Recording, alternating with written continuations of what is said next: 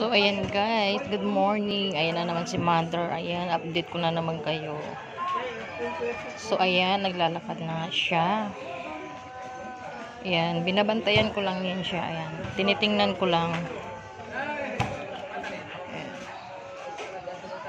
Inaano ko lang sa kanya maglakad yan, mag-isa. Pero nandito ako nakatingin sa kanya. Ayan. Dito lang to sa tapat ng bahay namin. So, ayun yung bahay namin. O, ayan.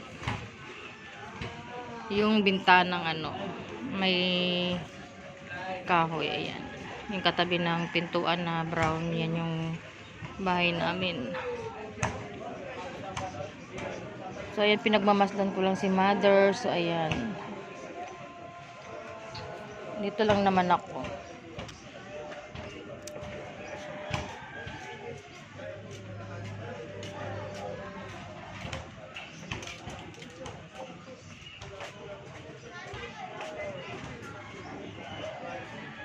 Bumalik ka na. Oh, dandahan.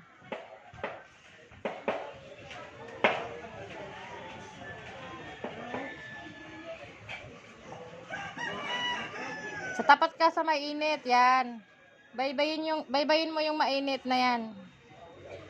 Yung sikat ng araw. Yan.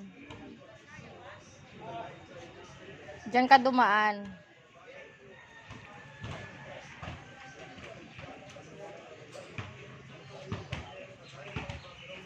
So, ayan. Pag gusto niyang maglakad-lakad, ayan. Pero pag may time na ayaw niyang maglakad.